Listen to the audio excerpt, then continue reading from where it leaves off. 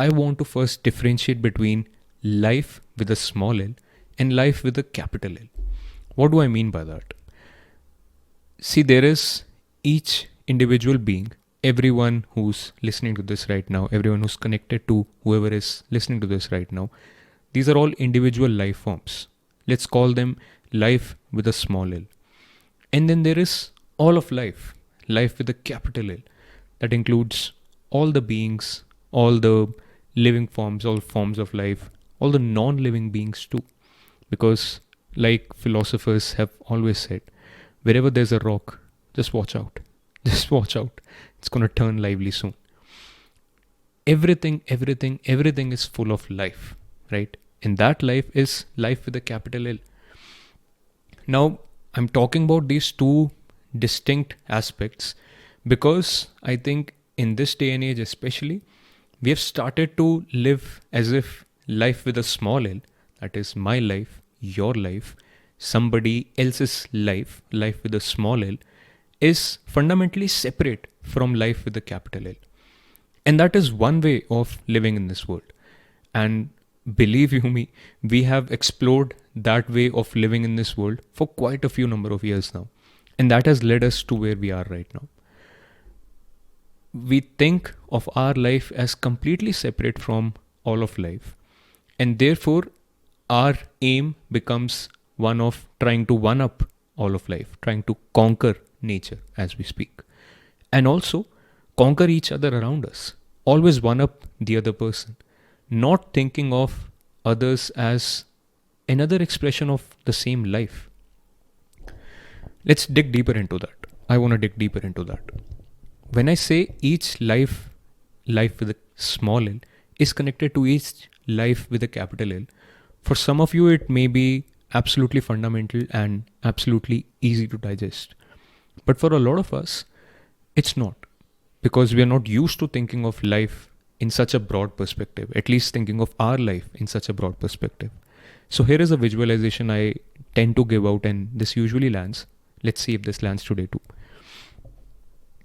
The next time you see an infant, you see a little baby, realize that I'm not wrong when I say that that baby was just a few moments ago, just a few days or weeks or months ago, was fundamentally, intimately connected to its mother in the most intimate way possible, right? That's true. We've seen that. All of us have seen that, right? Just in that sense, realize that that mother, just a few years ago, especially on the cosmic scale, that was just a few moments ago, she was intimately connected with her mother in the most intimate way possible, similar to this infant that you're seeing right now.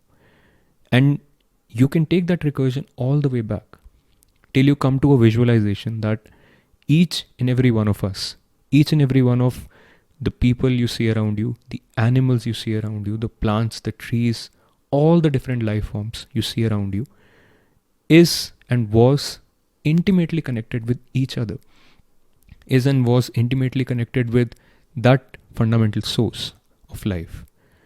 And while it's very hard to put a name to it, but that's what our religious and spiritual endeavor has always been. People have called that source of life God.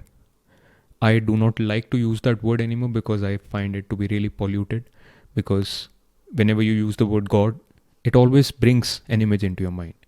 An image that is preconceived with all the biases, all the learnings that your parents and your teachers and the entire society has imparted into you. And when we are talking that the society fundamentally needs to change, we need to question everything that we've learned from this society. We need to unlearn everything that we have ourselves given into this society. And now we kind of need to separate that Velcro, as my friend Rocco keeps telling me.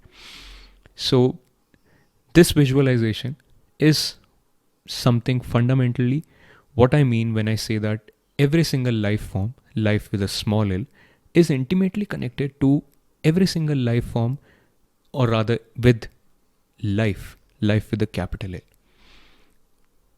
And once you realize this, once you internalize this, I do not know if it will have an immediate effect on what you do, but it definitely has an immediate effect on how you look at life. It's like something opens up in your mind, something opens up in your way of thinking, in that you understand that whatever you were doing so far, however you were doing it so far, was limited. However you were looking at the world was limited. And that is fundamentally what we need to focus on when we are talking about being. Remember the two aspects that we talked about, being and becoming. Being is what I'm talking about right now. And fundamentally, what we need to focus on when we're talking about being, when we're talking about the purpose of life from the perspective of being, we need to talk about how we feel when we think about life as a whole, how we feel when we think about our life in relation to life as a whole. And that is the entire project of spiritual health, honestly. If we were to say that mental health concerns life with a small l, how do you react to your life situations, everything that is happening in and around you? How do you react? How do you get better at dealing with your life situations? If all of that is mental health, spiritual health is just a distant cousin, a rather elder cousin who is neglected in 2023 in the modern age. But that is where we fundamentally need to see that this is important. We need to understand how we visualize our life with respect to all of life. And that is the part I want to focus on.